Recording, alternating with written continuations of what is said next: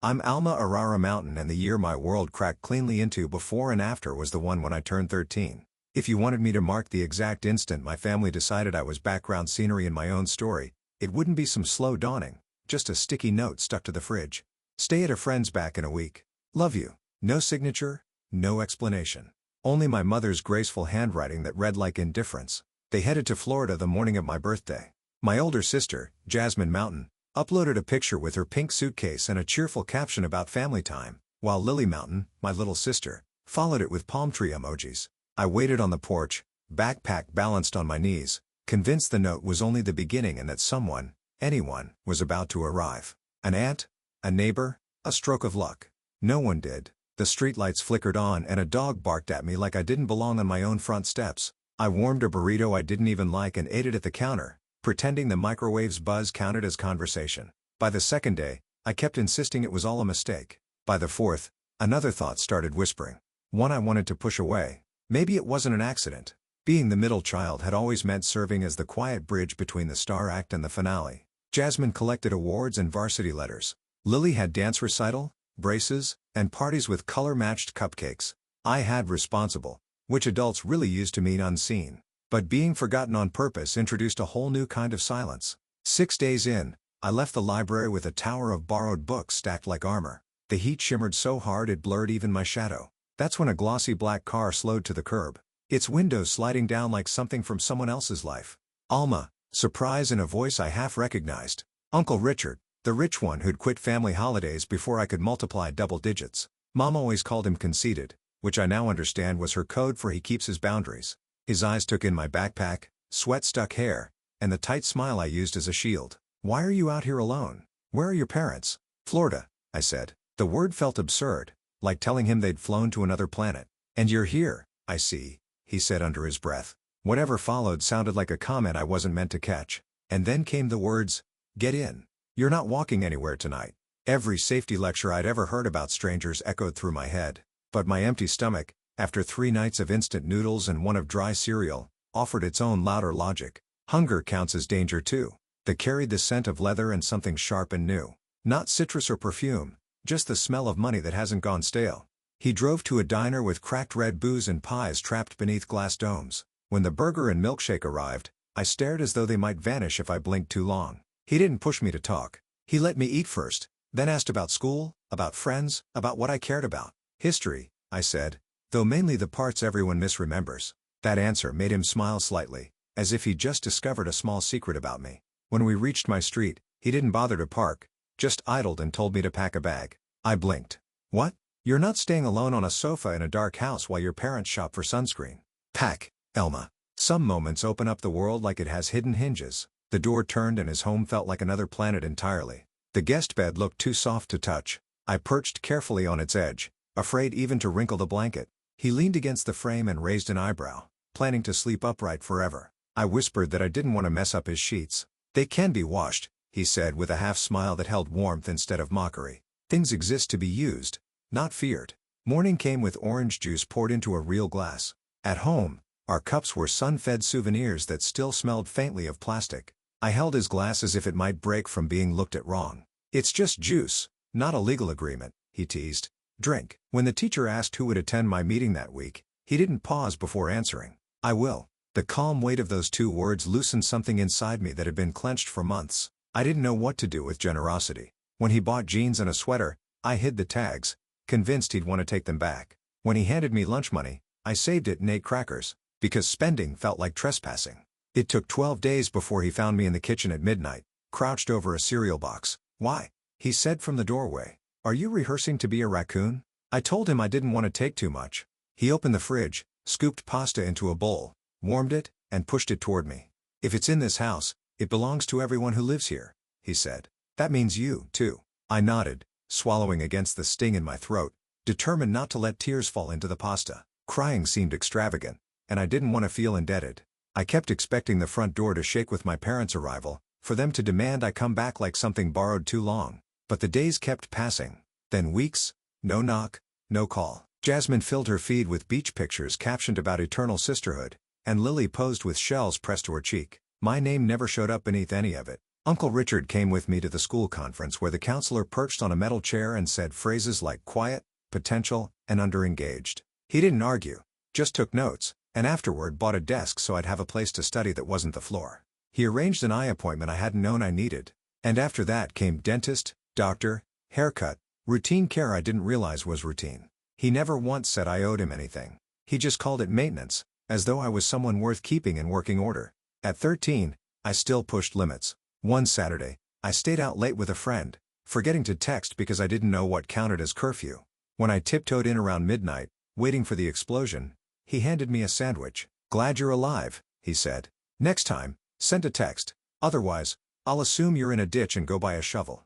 The even tone was more disarming than anger. It sounded like care, but with structure. Not everything was rules and schedules. Sometimes he'd bring me to his office, tell me to observe how people spoke to one another. "Half of success is tone and handshake," he murmured once, clasping a client's hand. "The rest is showing up when everyone else invents excuses." He tossed it off lightly, but it stayed with me. A kind of map. That first holiday under his roof, I expected a token card and a polite smile. Instead, he handed me a leather-bound journal with my initials pressed in gold. "Write down what you notice," he said. "Even the silly things. Especially those." I traced the cover's texture, half afraid it might bite. "Thank you," I managed, though the words came out awkward. I wasn't used to owning something permanent. Later that night, my phone buzzed with a photo. My parents, Jasmine and Lily, in identical pajamas beside a flawless tree. The caption read, "Mountain Traditions." No tag, no message, not even a "we miss you." I stared until the picture blurred into color and light. I glanced down at the journal resting on my lap and flipped open to the first blank sheet. I wrote, "Things here are meant to be used, not feared."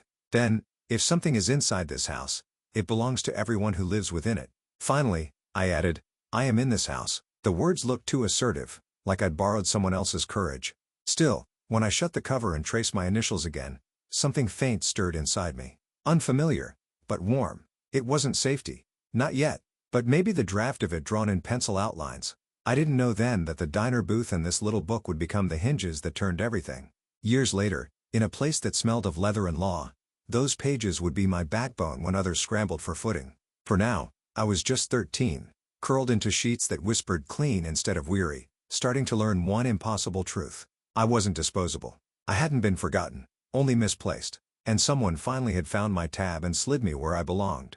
By the time I hit 14, Uncle Richard had reached two conclusions about me. First, my posture was atrocious. Second, under that slouch, I carried promise. He'd tap my shoulder whenever I folded inward. "Stand tall, Elma. You're not punctuation. People believe you more when you look like you already believe yourself."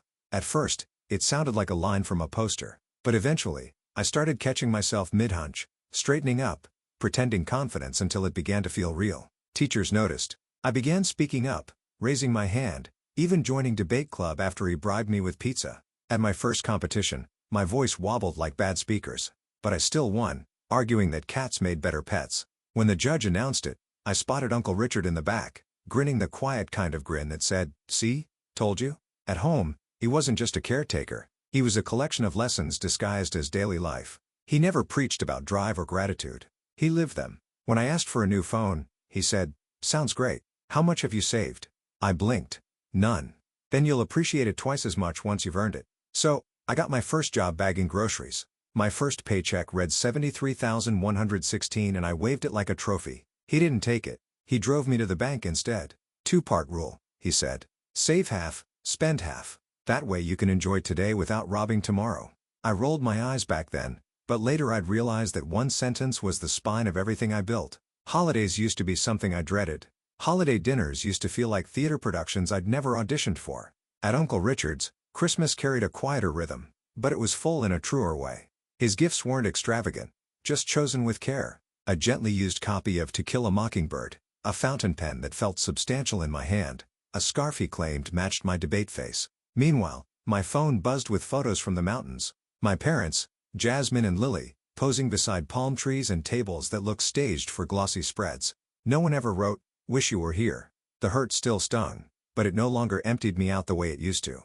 It reminded me instead that I was learning what family could look like when it wasn't all for show. One Christmas, he passed me a small box. Inside was a silver keychain engraved Mountain and Carlton. "A work in progress," he said. I looked up confused. A work in progress? He smiled. Because that's what both of us are. You're learning to build. I'm learning not to do it alone. Words failed, so I just hugged him. It was clumsy, like two people trying to remember an old language, but he didn't let go first. That night, in my journal, I wrote, "You don't need shared blood to share a home." By 16, he began taking me to his office during summers. I was terrified. Surrounded by pressed suits, shining desks, and people who carried themselves like gravity worked differently for them. During introductions, he leaned close and whispered, "Relax. They put their pants on one leg at a time. Some even fall over doing it." I laughed and the fear dissolved. That became our running joke whenever I felt small. One leg at a time, kid. He taught me things no classroom ever touched. How to listen before answering. How to see what people meant instead of what they said. How to grip a hand like you meant it. Half the world bluffs, he told me once. The other half apologizes for existing. Learn to do neither. That was the first time I believed maybe I could build something more than just survival. At 17, the contrast between where I'd come from and where I was now felt sharp enough to draw blood. Jasmine filled her feed with college acceptance posts tagging everyone but me. Lily posed beside her new car, captioned, "Thanks, Mom and Dad." Her grin as glossy as the paint. I stared at that photo while Uncle Richard brewed tea and murmured, "They don't even check in. Not a single text. Not even a happy birthday." He didn't glance up from his mug. "How long do you plan to wait for them to remember you?" The question cracked through the quiet like thunder in a closed room. I didn't answer, and he didn't expect me to. That night, I stopped waiting for the mountains to turn around. Instead, I began the long work of remembering myself. During senior year, Uncle Richard handed me a small box before prom. Inside lay a slender silver bracelet with a tiny engraved "A don't chase approval, Elma." He said, "Chase peace. Approval is borrowed. Peace is something you keep." I didn't know it yet, but that line was a signpost for everything that would follow. The heartbreak, the betrayal, the showdown that would measure all his lessons. But in that moment, I just smiled, clasped the bracelet, and told him he sounded like a fortune cookie. He laughed. "Then make sure you open it before it's stale." That night, beneath strings of lights and a DJ who loved volume more than rhythm, I laughed without checking if anyone noticed. No invisible leash pulling me back. No note taped to a fridge saying back in a week. Just me, Alma Mountain, unfinished but real, finally learning what it felt like to be seen. College had never been part of the script my parents wrote for me. Jasmine was the prodigy with scholarships. Lily the golden child with trophies and tiaras. And me, the one expected to be realistic. Family shorthand for don't hope too high. If not for Uncle Richard, I might have stayed inside that limitation. He didn't simply hand over tuition. He made me fight for every piece. We sat for hours at the kitchen table, surrounded by spreadsheets, loan guides, and financial aid forms until the numbers swam. "Scholarships first," he insisted. "Grants second. My help fills the gaps, not the base." So, I hunted.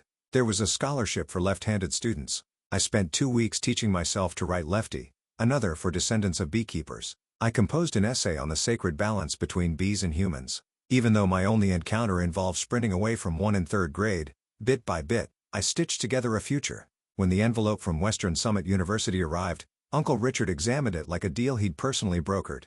"Congratulations," he said, his voice steady but proud. His eyes were bright when he said it. "Now go prove them right." Move-in day was chaos. Parents juggling boxes, balloons bobbing, everyone crying in doorways. Mine didn't come. Not a message, not even a good luck. Uncle Richard carried everything up 3 flights in the August heat, his shirt sticking to his back, but he refused to let me take the heavy ones. "This counts as my annual workout," he joked. "Don't tell my trainer I actually broke a sweat." When the room was finally set, I stood there taking in the mismatched sheets, the thrift store lamp, the faint bleach smell, and felt a pang twist deep inside. He must have noticed because he said softly, "Don't look for them here, Elma. Look forward. That's the direction you're headed." I could only nod, throat tight. Before leaving, he gave me a small envelope. Inside, a note in his neat block handwriting. "If you ever doubt you belong, check your reflection. You got here without them." I taped it inside my planner and kept it there all 4 years. Those first months were rough. I felt like an intruder in every class. The girl in second-hand shoes carrying detergent-scented bags instead of luxury ones. But Uncle Richard called every Sunday without fail, sometimes just to tease. "So Miss Dean's list, still living on ramen and determination?" "Barely," I'd say. "Good," he'd reply. "Struggle keeps you sharp." That rhythm steadied me. His voice was a kind of gravity. In my sophomore year, I met Ethan Cole, the kind of person who could make a room exhale. We met volunteering at a community garden. He was actually planting things. I was pretending to know how a shovel worked. He offered to show me and I rolled my eyes but let him. We started seeing each other months later slowly, carefully. But it was real. Ethan wasn't a hero type. He didn't try to save me. He respected me, and that meant more than I'd ever expected. During finals one night, he asked, "Why do you double each check everything? Even the tiniest stuff?" I hesitated, then said, "Because for a long time, I was the mistake nobody fixed." He didn't offer cliches. He just took my hand and said, "Then let's make sure no one overlooks you again." That was the moment I realized he truly saw me, not as the forgotten middle child, but as someone who'd carved out her own light. By junior year, an old ghost surfaced. Sabrina, Ethan's ex, the kind of girl who could turn remorse into theater. She started turning up at campus gatherings again, all smiles and polished charm, complimenting my clothes, while her eyes swept the room for an audience. At first, I told myself I was imagining things. But one night, she let it slip that Ethan had met her for coffee to help with a business plan.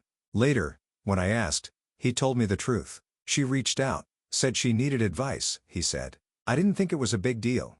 It shouldn't have been, but that old sting of being replaced and forgotten came rushing back like a reflex I couldn't control.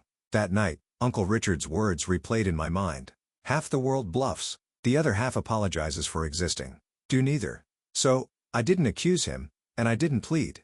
I simply said, "Next time, let her find someone else's generosity." Ethan nodded. No protest, no defensiveness. That quiet acceptance told me more than any speech could. By senior year, everything seemed to align like a long-delayed sunrise. I earned my degree in civil engineering, the same field Uncle Richard once described as the art of creating what endures. He sat in the front row at graduation, clapping so loud the dean actually paused to look up. Afterward, he handed me a modest silver pen. "Use this to sign the contracts. You'll be proud of," he said. I smiled. "Not my autograph," he chuckled. One day, build first, brag later. While others celebrated that night, I stayed in my dorm, rereading the journal he'd given me when I was 13. The pages were filled now. Lessons, tiny victories, scrolled gratitude. One line stood out like a heartbeat. "If it's in this house, it belongs to the people in this house." That house wasn't a structure anymore. It was my life. And for the first time, I truly felt I lived inside it. After graduation, I joined a small engineering firm. It wasn't glamorous, but it was solid and it was mine. Ethan found work in the same city, and for the first time, the path ahead felt like my own. Every Friday, Uncle Richard and I met for dinner. He'd lift his glass of whiskey and tease. "Look at you, Miss Mountain, scaling the ladder without tripping." I'd laugh and say, "Give it time. I still might." What I didn't want to see were the changes, the fatigue in his voice, the way he rubbed his shoulder after lifting grocery bags, the slight pause before remembering a familiar place. I told myself it was just age creeping in. I didn't know it was the quiet overture to everything about to break. Because the strongest people don't collapse in one dramatic fall. They fade first, quietly, almost gracefully, until you realize you've been carrying what they used to hold. It began subtly, the kind of change you tell yourself not to analyze. Uncle Richard started canceling our Friday dinners, claiming work was brutal lately, words I'd never heard him use before. Then one evening, when I stopped by without calling, I found him asleep in his armchair at 8. The TV murmured an infomercial to no one. When I touched his shoulder gently, he startled awake, forcing a smile that came too quickly. "Long day," he said, voice thin. Guess I blinked too long. But the smile stopped short of his eyes. The signs multiplied. Prescription bottles lined the counter. His hand trembled slightly as he poured his coffee. He'd tell the same story twice in one evening. I noticed. He noticed me noticing. And together we slipped into a quiet pact of denial. He still checked in on me. Calm, steady, the same way he always had when I was learning to build a life from the ruins. "You're doing well at work," he told me once after I vented about a difficult client. "Just remember, jobs replace you in a week. People won't if you choose the right ones." That line struck deeper than any performance review. I didn't realize it was his way of preparing me for a world where he might not be there to say it. Months went by. My career gained traction. My footing felt firm. Ethan and I found a rhythm that worked. His marketing job, my engineering projects, both of us steady. But every time Richard brushed off a cough or waved away my concern, that steadiness cracked a little more. Then the day came. A Tuesday. The phone rang. A shaking voice on the line. "Ms. Mountain, this is Grace from Mr. Carlton's office." He collapsed during a meeting. "They've taken him to St. Luke's Hospital."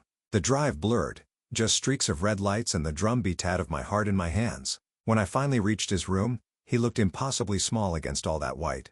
Still, when he saw me, he managed a crooked grin. "Don't look so grim," he rasped. "Told them I wanted a free night stay. 5-star if you ignore the food." I tried to laugh, but my throat burned. "You scared me," I whispered. He shrugged faintly. "First time for everything." Then, softer still. "Sit, kid." He waited until the room settled into stillness. Just the quiet pulse of machines and the soft shuffle of footsteps somewhere beyond the door. "You know," he said, his voice raspier than I'd ever heard it, "I always thought your dad would be the one teaching you these things. How to stand tall, manage money, argue without raising your voice, but I'm glad it turned out to be me." "Don't talk like that," I whispered. "Like what?" "Like you're." I couldn't finish. He gave that half smile again, the one that carried more comfort than words ever could. "Honest," he said, taking my hand, a rare gesture from him. "You've exceeded every single expectation anyone ever had for you, Alma. Just remember one thing." "What's that?" "You're not the extra piece. You never were." My vision blurred, and I blinked fast, unwilling to let tears win. He caught the effort and smirked faintly. "If you get these sheets wet, you're paying the dry cleaning bill." I laughed and the sound cracked halfway through. But for a heartbeat, it felt like the world had returned to normal. He stayed in the hospital a few nights, then came home. Slower now, quieter, still pretending nothing had changed. We never brought up the scare again, but both of us knew something invisible had shifted between us. That final Christmas, he gave me a box wrapped in gold. Inside was the same leather journal he'd given me when I was 13. Only now it wasn't blank. Every page was filled. Short notes, advice, jokes, rough sketches, even taped restaurant receipts with scribbles like "Best Burger of 2014. Still not worth the calories. The last page made me stop breathing for a second. His handwriting trembled, but stayed legible. "If they ever try to erase you again, remember this. You've already written your own chapter." I looked up, throat tight. "You've been writing in this all these years?" He shrugged. "Couldn't let you keep all the good lines for yourself." I leaned in and hugged him. "Not a careful one. A real one." He chuckled, murmuring, "Easy. You'll break a rib." But I held on a little longer, because something in me knew it was the last time I'd hear that laugh in the same room. When the call came months later, I didn't pick up right away. It was early, the world still half asleep. The phone buzzed again, then a third time. On the other end, Grace's voice cracked. "Miss Mountain, I'm so sorry. Richard passed away in his sleep this morning." The world went soundless as if someone had turned life's volume all the way down. I sat frozen on the edge of my bed, phone still clutched in my hand, staring at the wall as if sheer focus could force the world back into order. He was supposed to be okay. He was supposed to keep cracking jokes about aging and cholesterol, not disappear overnight. The following days dissolved into a blur. Calls, documents, funeral arrangements. He'd named me executive. Naturally, of course he had. No one else would know the details that mattered. Which tie he called his serious one. Which songs made him grimace. How much he despised Lee's and preferred simple white roses instead. The service was small and elegant, just the way he'd have wanted. A mix of old friends, a few colleagues, and those rare people who truly mattered. I stood near his photo, nodding through condolences that felt muffled, like I was underwater. And then they appeared.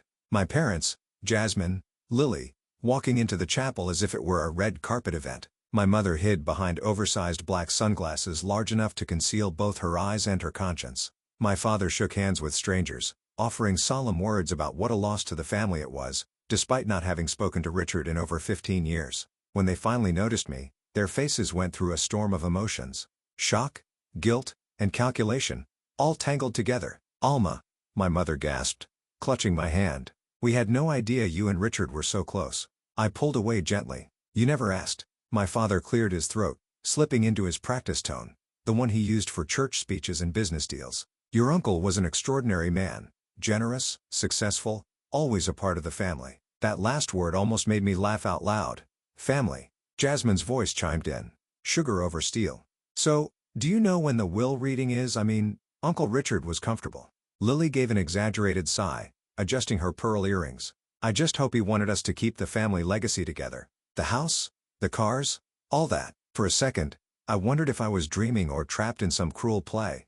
He hadn't even been buried yet, and they were already circling the inheritance like scavengers scenting fresh spoil. I didn't bother responding. I simply turned and walked away. Within a week, the flood began. Texts, voicemails, social media requests. My mother's voice oozing false warmth. "Honey, we really should reconnect. Family is all we have." Then a message from Jasmine slid into my DMs. "We should talk about estate matters soon." Jasmine wrote while Lily sent an emoji that tried to make grief look fashionable. Not long after, Uncle Richard's attorney, Mr. Halpern, called. "The will reading is scheduled for Monday morning. He said it may be eventful. Your uncle was very specific about what he wanted." I smiled faintly, fingertips grazing the worn edge of my journal.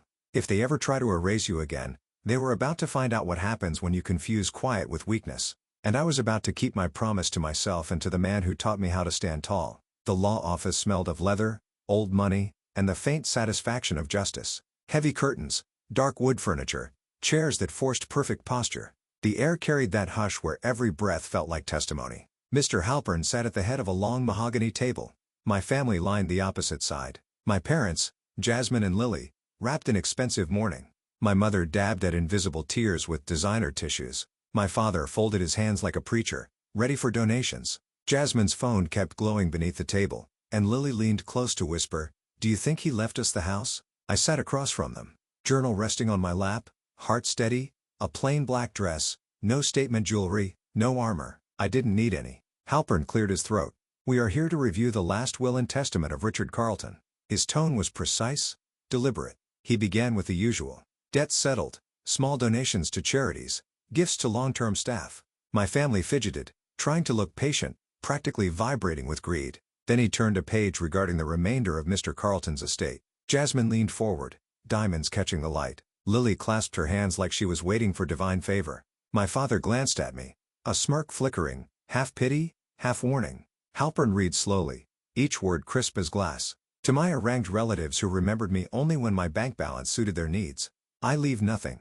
The silence split the room. My mother gasped. Jasmine's mouth fell open. Lily blinked, stunned. "He's joking, right?" she whispered. Halpern didn't pause. He turned another page. "To my niece, Alma Mountain, abandoned at 13, but never absent since, I leave the entirety of my estate, all assets, properties, accounts, and holdings." For one suspended moment, no one breathed. And then, like a single movement, 4 pairs of eyes locked on me. Jasmine was the first to break the silence, her voice sharp and trembling. "That's impossible." He barely even knew her. I kept my tone steady. "He knew me for 15 years. You just stopped paying attention." My father's face flushed crimson. "You manipulated him. You poisoned him against his family." I rested my palm on the journal, fingertips tracing the soft, worn leather. "No," I said quietly. "You did that yourselves. The day you left me with a note on the fridge." Lily tried her practice sweetness. "Come on, Elma. You're not really planning to keep everything, are you? We're family." That word again. Family. I let out a slow breath and smiled. Not cruelly, not smugly, just weary. "Funny," I said. 15 years of silence doesn't sound much like family, but sure, now that there's money on the table, suddenly we're related again. Mr. Halpern closed the folder with a soft final snap. "The will is airtight. Mr. Carleton was very specific. Any contest will be dismissed immediately." My mother opened her mouth, then thought better of it. The disbelief on their faces curdled into anger, the same look they'd worn years ago when they realized I no longer needed their permission to exist. I smoothed the front of my dress and stood. "If you'll excuse me, I have things to take care of." "Mr. Halpern, thank you for your time." Jasmine hissed. "This isn't over." I met her gaze evenly. "It was over when you stopped calling me your sister." Then I turned and walked out. Outside, the air felt new, sharper, cleaner, as if the world had been holding its breath and finally exhaled for me. Sunlight bounced off the building's glass facade, momentarily blinding. And in that flash, I saw myself. Not the scared 13-year-old with a backpack waiting for someone who never came, but a woman standing on her own ground, exactly where she chose to be. I pulled out my phone, opened my messages, and found the contact I still wished existed. "Wish you were here to see their faces, old man," I typed. Then, after a pause, "You were right, I wrote my own chapter." I hit send to nowhere, to everywhere. Later that week, I stood on the balcony of Richard's house, my house now, watching the city lights shimmer like the heartbeat of everything he'd built and left behind. I held the journal, flipping to its final page once more. The ink had faded a little, but the words still burned bright. "If they ever try to erase you again, remember this. You've already written your own chapter." I smiled. "I did," I whispered, "and I'll keep writing." In that moment, I wasn't thinking about money or deeds or assets. I was thinking about that 13-year-old girl on a porch clutching a backpack and a fridge note, wondering what she'd done wrong. If I could reach back to her now, I'd tell her this. "One day, you'll have a home that doesn't treat you like a visitor. A life that never apologizes for taking up space and a name no one overlooks." Ethan stepped out onto the balcony, wrapping an arm around my shoulders. "You okay?" I nodded, leaning into him. "Yeah, just feels like full circle." He looked out at the city spread beneath us. "He'd be proud, you know." I tilted my face toward the sky, soft blue above the skyline. I think he already is. Below us, the city lights shimmered like turning pages.